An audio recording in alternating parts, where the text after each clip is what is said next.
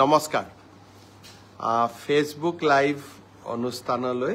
আপোনালোক সকলোকে স্বাগতম জনাইছো অসমবাসী ৰাইজে সম্পূৰ্ণ আনন্দ সহকাৰে দৌল উৎসৱ পালন কৰিলে আৰু অতি শান্তিপূৰ্ণভাৱে আমি সকলোৱে দৌল উৎসৱ পালন কৰিলো মই আটাইকে অসমবাসী ৰাইজলৈ আকৌ এবাৰ দৌল উৎসৱৰ বহুত শুভকামনা জনাইছো এইবাৰ দৌলত মোৰ পাটবাউসী সত্ৰলৈ যোৱাৰ সৌভাগ্য হৈছিল মহাপুৰুষ শ্ৰীমন্ত শংকৰদেৱে জীৱনৰ আটাইতকৈ মূল্যৱান সময়খিনি পাটবাউসীতে কটাইছিলে কীৰ্তনৰ সম্পূৰ্ণকৰণৰ কামো তেখেতে পাটবাউসীতে সমাপন কৰিছিলে 18 বছৰতকৈ অধিক কাল মহাপুৰুষ শ্ৰীমন্ত শংকৰদেৱে পাটবাউসীতে বাহৰ পাতিছিলে পাটবাউসীৰ সত্ৰৰ উন্নয়নৰ বাবে এইবাৰ আমাৰ চৰকাৰে এখন বিশেষ আঁচনি হাতত লৈছে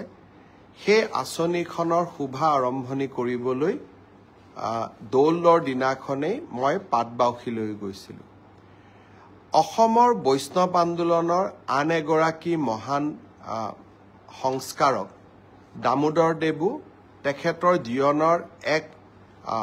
কব গলে দীঘলীয়া কাল পাটবাউসী সত্ৰতে পাটবাউসীতে পাৰ কৰিছিলে দামোদৰ দেৱৰ সত্ৰ যিখন পাটবাউসীত অৱস্থিত তাৰ উন্নয়নৰ বাবেও এইবাৰ আমি এটা আঁচনিৰ কাম দৌল উৎসৱৰ দিনাখনে আৰম্ভ কৰিছিলো বৰপেটা সত্ৰত সকলোৰে লগত একেলগে দৌল উৎসৱ পালন কৰিলো আৰু বটদ্ৰবা আমাৰ মহাপুৰুষ শ্ৰীমন্ত শংকৰদেৱৰ জন্মস্থান বটদ্ৰবা থানলৈ গৈ এইবাৰ দৌল উৎসৱত মই সকলোৰে লগত আনন্দ সহকাৰে ভাগ লবলৈ সক্ষম হৈছিলো বৰপেটা দৌল উৎসৱত যোৱাৰ সময়ত এগৰাকী স্থানীয় যুৱকে মোক পৰামৰ্শ দিছিল যে অহাবাৰ 5000 বৰপেটাৰ যুৱক যুৱতীয়ে একেলগে দৌলৰ গান গায় একেলগে যাক সমূহীয়াভাৱে প্ৰদৰ্শন কৰি আমি এক অভিলেখ সৃষ্টি কৰিব পাৰো নেকি সঁচাকৈয়ে গোটেই আইডিয়াটোৱে মোৰ ভাল লাগিলে অহাবাৰ অসম চৰকাৰৰ সাংস্কৃতিক বিভাগৰ উদ্যোগত আমি চেষ্টা কৰিম যাতে 5000 যুৱক যুৱতীয়ে একেলগে হোলী গীত গাব পাৰে আৰু ই এক অভিলেখ সৃষ্টিকাৰী হোলী গীত পৰিবেশন হ'ব পাৰে হোলীৰ উৎসৱৰ মাজতে ভাৰতৰ গৃহমন্ত্ৰী অমিত শাহ ডাঙৰীয়ায়ো অসম ভ্ৰমণলৈ আহিছিল অসম ভ্ৰমণৰ আৰম্ভণিতে অৰ্থাৎ 15 তাৰিখে দেৰগাঁৱত তেখেতে লাচিত বৰফুকন পুলিচ একাডেমীৰ নৱনিৰ্মিত ভৱনটিৰ শুভ উদ্বোধন কৰিলে প্ৰায় 1000তকৈও অধিক বিঘা মাটিৰে লাচিত বৰফুকন পুলিচ একাডেমী ভাৰতৰ ভিতৰতে এটা আটাইতকৈ উৎকৃষ্ট পুলিচ একাডেমী হ'ব পাৰে যোৱা কেইটামান দিনত গোৱাৰ পৰা অহা 700 পুলিচ কনিষ্টবল বা পুলিচ জোৱানকো আমি দেৰগাঁৱতে প্ৰশিক্ষণ দিছিলো মণিপুৰৰ পৰা অহা প্ৰায় 2000তকৈ অধিক আৰক্ষীৰ জোৱানকো আমি দেৰগাঁৱতে প্ৰশিক্ষণ দিছিলো মই বিশ্বাস কৰো যে এই দেৰগাঁৱৰ অসম আৰক্ষী অৰ্থাৎ লাচিত বৰফুকন পুলিচ একাডেমীক আমি দেশৰ ভিতৰতে এখন উৎকৃষ্ট মানৰ একাডেমীলৈ ৰূপান্তৰ কৰিব পাৰো কেইটামান বিশেষ আঁচনিৰ কথা মই ঘোষণা কৰিছিলো দেৰগাঁৱৰ পুলিচ একাডেমীত আমি এটা সৰু সজাই ষ্টেডিয়ামৰ দৰে এটা ডাঙৰ স্পৰ্টিং আমাৰ ক্ৰীড়াৰ প্ৰাংগণ এটা আমি নিৰ্মাণ কৰিম য'ত দেৰগাঁৱৰ স্থানীয় যুৱক যুৱতীয়েও খেলা ধূলা কৰিব পাৰিব আৰু অসম পুলিচৰ জোৱানসকলৰ মাজতো ক্ৰীড়া প্ৰতিভাৰ সন্ধান কৰিবলৈ আমি সক্ষম হ'ম all India police meet national গেমছৰ দৰে অনুষ্ঠানো আমি যাতে দেৰগাঁৱতে অনুষ্ঠিত কৰিব পাৰোঁ তেনে ধৰণৰ এটা ক্ৰীড়া প্ৰকল্প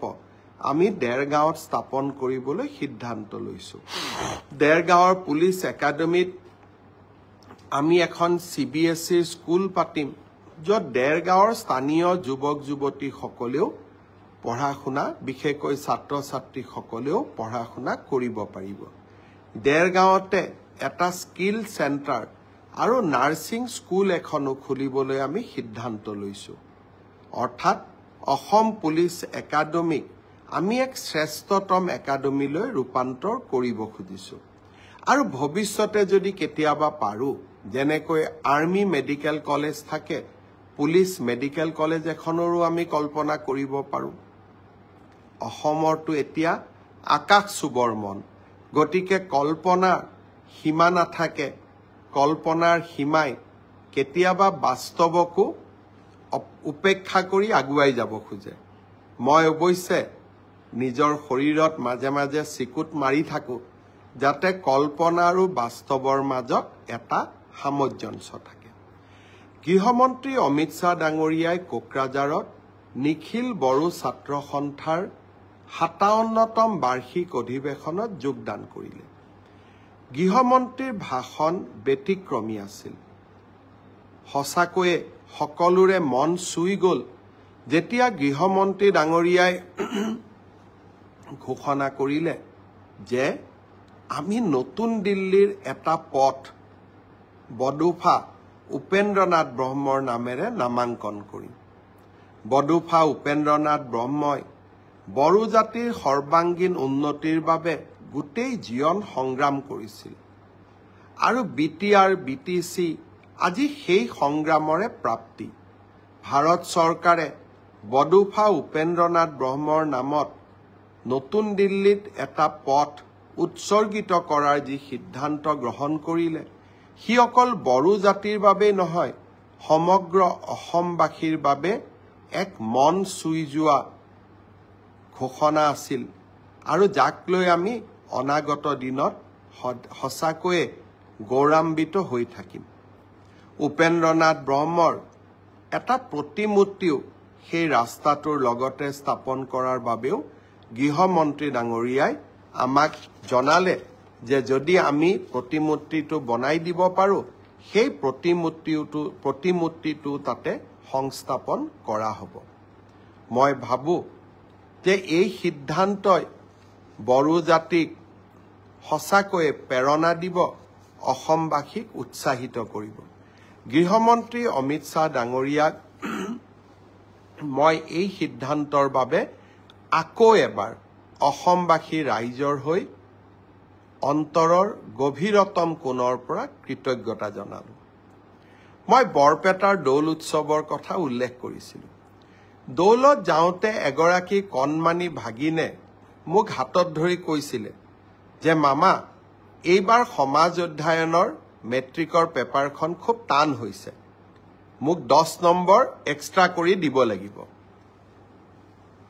নগাঁৱলৈকে যাওঁতে 16 তাৰিখে নগাঁৱত গৈছিলোঁ, তাতো এগৰাকী ভাগিনে এনেকেই কথা ক'লে আৰু বৰদোৱাতো আন এগৰাকী ভাগিনে একেই কথা ক'লে যে সমাজ অধ্যয়নৰ পেপাৰখন এইবাৰ মেট্ৰিকত খুব টান হৈছিলে। মই প্ৰত্যেকটো কথাই চিৰিয়াছলি লওঁ। গুৱাহাটীত আহি সেবাৰ চেয়াৰমেনক মই সুধিলোঁ যে সমাজ অধ্যয়নৰ পেপাৰখন সঁচাই টান হৈছিল নেকি। সেবাৰ অধ্যক্ষ ডাঙৰীয়াই মোক ক'লে যে প্ৰশ্নখনৰ পেটাৰ্ণ বদলিছে। যোৱা বছৰো প্ৰশ্নখনৰ পেটাৰ্ণ বদলোৱা হৈছিল আৰু এইবাৰো পেটাৰ্ণটো বদলোৱা হৈছে যাতে ছাত্ৰ ছাত্ৰীসকলৰ জেনেৰেল নলেজৰ পৰীক্ষা সেবাই ল'ব পাৰে। ব্যৱস্থাটো আদৰণীয়, কিন্তু যদি মোৰ ভাগিনবিলাকে আকৌ মেট্ৰিকত ফেইল কৰি যায় তেতিয়াহ'লে কেনেকৈ হ'ব? সেইটোতো হ'ব নোৱাৰে। সেইকাৰণে মই সেবাৰ অধ্যক্ষক মই অনুৰোধ কৰিছোঁ যে আপুনি চাব, যদি মোৰ ভাগিনবিলাকৰ পৰীক্ষা সমাজ অধ্যয়নখনত বেয়া হয় কিন্তু আন পেপাৰবিলাকত ভাল হয়, তেতিয়াহ'লে এইবাৰ সমাজ অধ্যয়নত আমি সকলোকে অতিৰিক্তকৈ কিবা নম্বৰৰ ব্যৱস্থা কৰি হ'লেও ভাগিনসকলক মেট্ৰিক পাছ কৰাৰ সুবিধা কৰি দিব লাগিব তেখেতে মোৰ অনুৰোধক বিবেচনা কৰিম বুলি প্ৰতিশ্ৰুতি দিছে আৰু সেয়েহে ময়ো ভাগিনসকলক ক'ব খুজিছো যে সমাজ অধ্যয়নৰ কাৰণে আমি আৰু চিন্তা কৰিব নালাগে সকলোৱে মিলি চেষ্টা কৰিব যাতে আমাৰ পৰীক্ষাটো আমি ভবাৰ দৰে নহলেও আমি যাতে কিছু হলেও অতিৰিক্ত নম্বৰৰ সুবিধা লাভ কৰিব পাৰো মই ভাবো যে এই ঘোষণাটোৱে ভাগিনসকলৰ চিন্তা কিছু দূৰ কৰিব এতিয়া মই ফেসবুক লাইভতে পাই আছো পিজিটি ৰিজাল্ট কেতিয়া দিব গ্ৰেজুৱেট টিচাৰৰ ৰিজাল্ট কেতিয়া দিব মই হ'ব খোজা শিক্ষকসকলক এটা অনুৰোধ কৰিম যে আপোনালোকে যদি ধৈৰ্য যদি আপোনালোকৰ নাথাকে তেতিয়াহলে আপোনালোকে শিক্ষক হৈ ছাত্ৰ ছাত্ৰীসকলক ধৈৰ্য নিয়মানুবৰ্তিতা শৃংখলাবদ্ধতা এই জ্ঞানবিলাকৰ বিষয়ে কেনেকৈ আপোনালোকে ল'ৰা ছোৱালীক শিকাব মই আপোনালোক যি ধৰণে উদ্গ্ৰীৱ হৈ আছে মোৰ চিন্তা সিমানেই বাঢ়ি গৈ আছে যে আপোনালোকে একোজন প্ৰকৃত শিক্ষক হ'ব পাৰিবনে নাই সেয়েহে যিমানে আপোনালোকৰ চিন্তা বাঢ়িছে নিযুক্তিৰ তাৰিখো মই 15 দিনকৈ আগুৱাই লৈ গৈ আছো যাতে আপোনালোকৰো এটা ধৈৰ্যৰ পৰীক্ষা আমি ল'ব পাৰো তথাপিতো আপোনালোকে যেটো সুধি থাকে সেই কাৰণে মই উত্তৰ দিব খুজিছো মে মাহৰ প্ৰথম সপ্তাহত পোষ্ট গ্ৰেজুৱেট আৰু গ্ৰেজুৱেট টিচাৰ যি 9075টা পদৰ গ্ৰেজুৱেট টিচাৰৰ নিযুক্তি পৰীক্ষা হৈছিল তাৰ ফলাফল সেবাই ঘোষণা কৰিব কিন্তু তাৰ পিছত আপোনালোকৰ ডকুমেন্ট ভেৰিফিকেশন হ'ব আৰু ফাইনেল নিযুক্তি 10 অক্টোবৰত হ'ব আৰু 10 অক্টোবৰলৈ আপোনালোকে ধৈৰ্য ধৰিবই লাগিব কাৰণ আমিও আপোনালোকৰ অকনমান ধৈৰ্যৰ পৰীক্ষা কৰিব খুজিছো ঠিক সেই ধৰণে যিসকল শিক্ষকে মোক সুধি আছে 5550ৰ লিষ্ট কেতিয়া দিব আপোনালোককো মই জনাব খুজিছো যে এপ্ৰিল মাহৰ ভিতৰত আমি আপোনালোকৰ ডকুমেন্ট ভেৰিফিকেশনৰ কাম শেষ কৰিম মে মাহৰ পৰা আপোনালোকৰ প্ৰভিজনেল লিষ্ট তুলাব কিন্তু নিযুক্তি 10 অক্টোবৰত হ'ব আৰু তেতিয়ালৈকে আমি সকলোৱে ধৈৰ্য ধৰিম কোনোবাই ক'ব পাৰে যে নতুন নিযুক্তিৰ ল'ৰা ছোৱালীয়ে যদি ইমান দেৰি কৈ দিও তাতো পোষ্ট ল'ব নেকি নহয় নতুন নিযুক্তিৰ তালিকা 10 অক্টোবৰৰ পিছত ওলাব গতিকে 10 অক্টোবৰত যি সকলে নিযুক্তি পাব তেওঁলোকে স্বাভাৱিকভাৱে নতুন নিযুক্তিত এলপিৰ শিক্ষক এলপিত অৱতীৰ্ণ হ'ব নোৱাৰিব কিন্তু তেখেতসকলে ইউপিৰ পৰীক্ষাত বা আপাৰ প্ৰাইমেৰীৰ মেৰিট লিষ্টত তেওঁলোকৰ নাম ডেফিনেটলি অন্তৰ্ভুক্ত হ'ব পাৰে গতিকে মই সকলোকে ধৈৰ্য ধৰিব কলো গ্ৰেজুৱেট আৰু পোষ্ট গ্ৰেজুৱেট টিচাৰৰ ৰিজাল্ট মে মাহত কিন্তু আফটাৰ ডকুমেন্ট ভেৰিফিকেশন নিযুক্তি 10 অক্টোবৰত তেনেকৈ এলপি এমিৰ 5550ৰো ডকুমেন্ট ভেৰিফিকেশনৰ কাম এপ্ৰিল মাহত আমি সমাপ্ত কৰিম মাৰ্চ মাহৰ পৰা প্ৰভিজনেল লিষ্ট ওলাব কিন্তু নিযুক্তি 10 অক্টোবৰত হ'ব এতিয়া মই আহিছো এটা নতুন চৰকাৰী আঁচনিৰ বিষয়ে অহা 19 তাৰিখে দিনৰ 11:30 বজাত আমি অসমৰ প্ৰতিটো সমষ্টিতে একোখনকৈ মিটিঙৰ জৰিয়তে 3,80,000 লোকলৈ প্ৰধানমন্ত্ৰী আৱাস যোজনাৰ ঘৰ আগবঢ়াম বহুতে মোক কেতিয়াবা প্ৰশ্ন কৰে যে পকা ঘৰ থকা লোকেও প্ৰধানমন্ত্ৰী আৱাস যোজনাৰ ঘৰ পাইছে 19 তাৰিখে যিসকল লোকে আমাৰ পৰা অনুমোদন পত্ৰ ল'ব আহিব বা চৰকাৰৰ পৰা চেক পাব তাৰ ভিতৰত যদি আপোনালোকে ভাবে যে কোনোবাই পাব নলগা লোকে এই ঘৰ পাইছে বা আমাৰ পঞ্চায়ত গ্ৰামোন্নয়ন বিভাগৰ লোকসকলে টকা পইচা সংগ্ৰহ কৰি নাপাবলগীয়া লোকক ঘৰ দিছে যদিও মই বিশ্বাস কৰা নাই আপোনালোকক অভিযোগ দিবৰ কাৰণেও আমি এটা ইমেইল নম্বৰ দিম যাতে কোনোবা পকা ঘৰ থকা লোকেও যদি আৰু এবাৰ ঘৰ লৈছে আপোনালোকে অভিযোগ দিব পাৰিব আৰু অভিযোগ আমি পৰীক্ষা কৰিম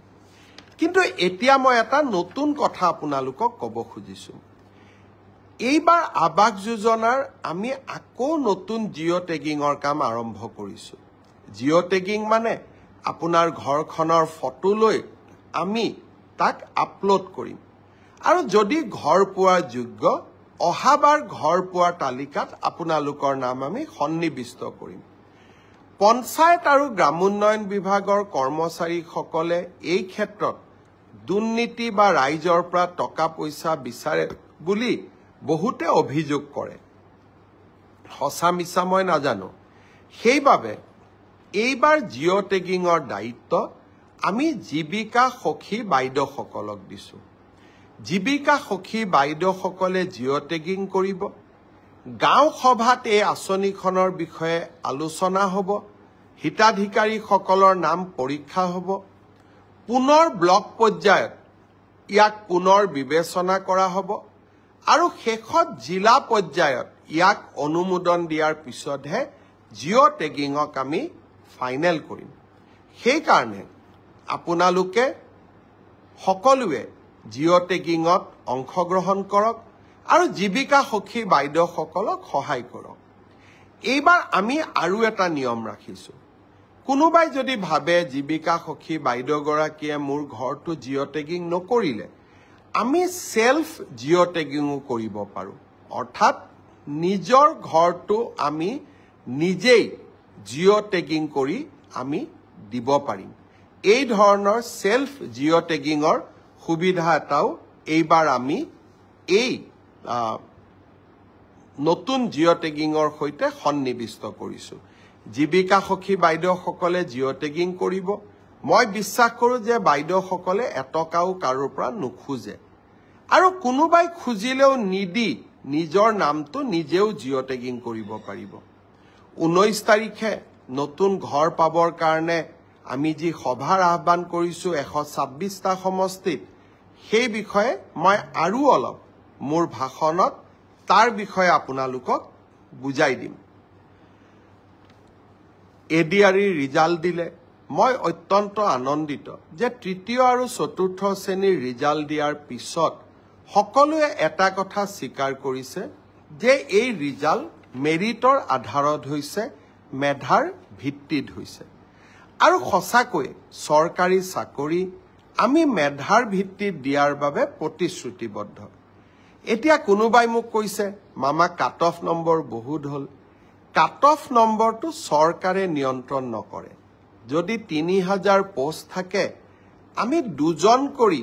বা 3জন কৰি উত্তীৰ্ণ প্ৰাৰ্থীক মাতো 3000 পূৰণ 2 3000 পূৰণ 3 9000 মেৰিট মতে 9000 নম্বৰটো আহি যোৱাৰ লগে লগে 9000 নম্বৰ লাভ কৰা ব্যক্তিজনৰ যিটো নম্বৰ সেইটোৱে কাট অফলৈকে ৰূপান্তৰিত হয় কাট অফ কোনেও বনাই নিদিয়ে কাট অফ ছাত্ৰ ছাত্ৰীসকলৰ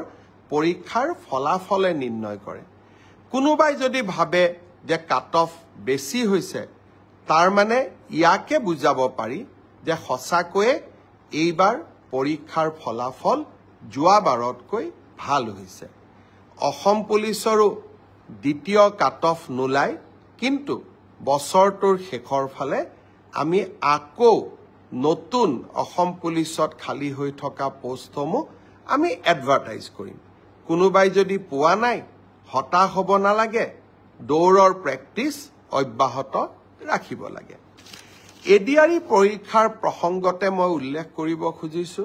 যে এডিআৰই চতুৰ্থ বৰ্গৰ পৰীক্ষাৰ বাবে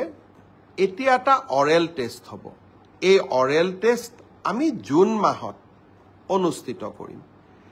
লগে লগে এডিআৰই তৃতীয় বৰ্ষৰ পাছ কৰা ছাত্ৰ ছাত্ৰীসকল বা যুৱক যুৱতীসকলৰ বাবে এটা স্কিল টেষ্ট হ'ব সেই স্কিল টেষ্টটো আমি অহা জুন মাহত আমি আৰম্ভ কৰিম আমাৰ লক্ষ্য হৈছে যাতে এডিআৰইৰ নিযুক্তিও আমি 10 অক্টোবৰত দিব পাৰোঁ আৰু নৱেম্বৰ ডিচেম্বৰ জানুৱাৰীৰ ভিতৰত এডিআৰিৰ নতুন এডভাৰটাইজমেণ্টটো আমি যাতে দিব পাৰোঁ অৰ্থাৎ আমি আমাৰ যুৱক যুৱতীসকলৰ মাজত আশাৰ বন্তি গছি আমি জ্বলাই ৰাখিব খুজিছোঁ আঙুৰলতা ডেকাই এই ব্ৰডকাষ্ট চাই আছে মিন্ময় দাস ব্ৰডকাষ্ট চাই আছে ভাস্কৰ শৰ্মাই ব্ৰডকাষ্ট চাই আছে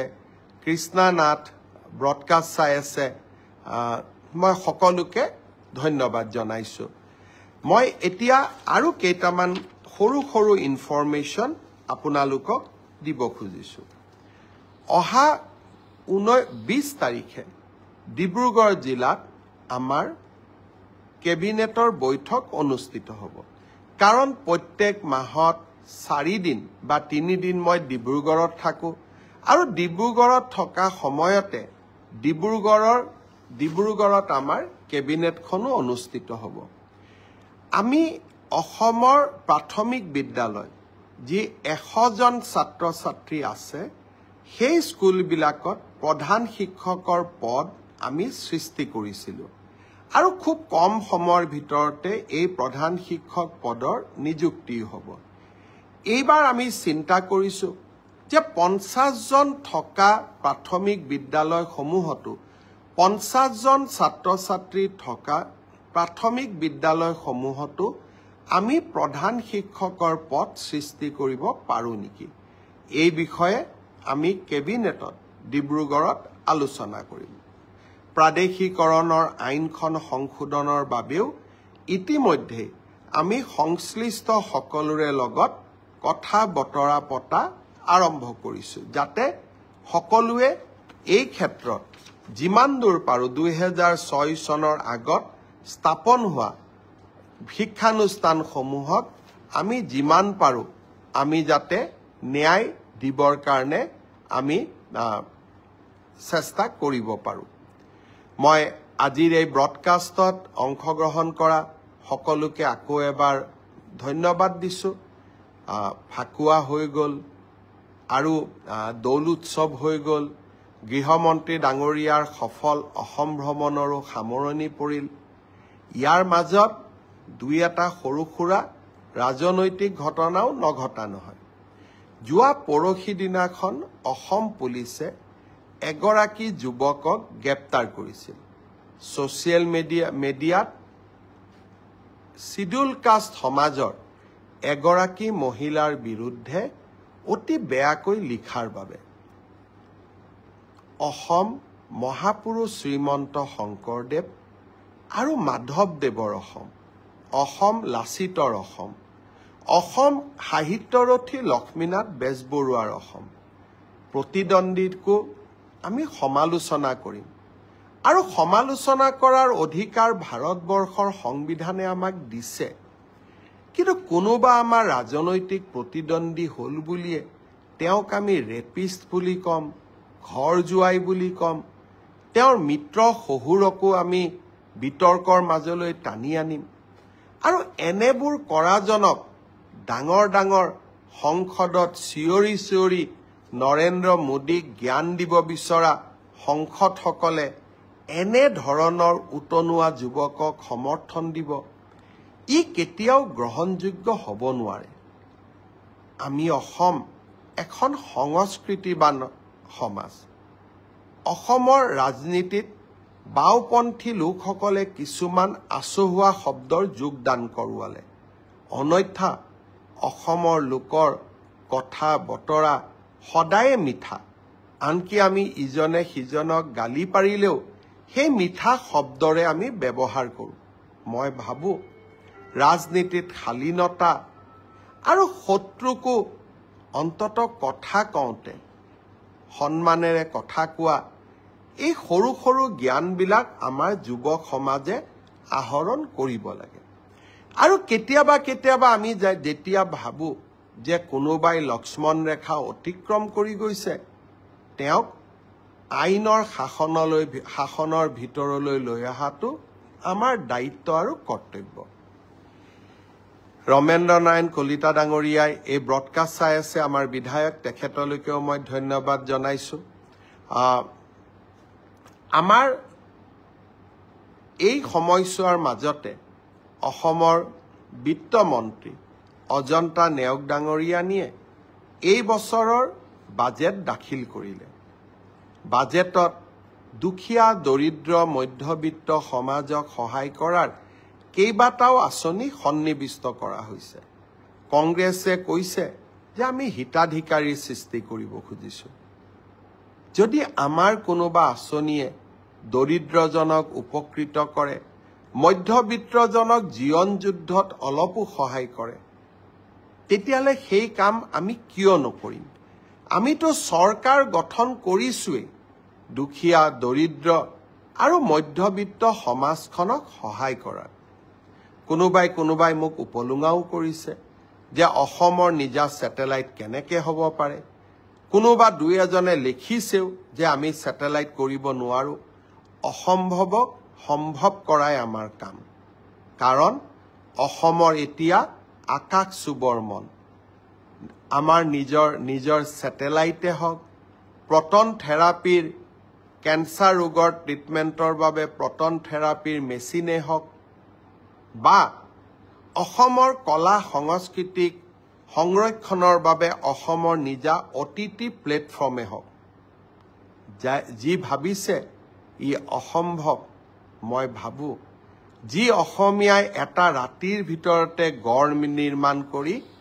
ৰামসিংহ ঔৰংজেবক ৰখাব পাৰিছিল সেই অসমীয়াই আকাশত স্যাটেলাইটো উৰাব পাৰিব প্ৰটন থেৰাপিৰ মেচিনো আনিব পাৰিব আৰু নিজৰ অটিটি প্লেটফৰ্মো বনাব পাৰিব বহুত বহুত ধন্যবাদ জয় হিন্দ আকৌ লগ পাম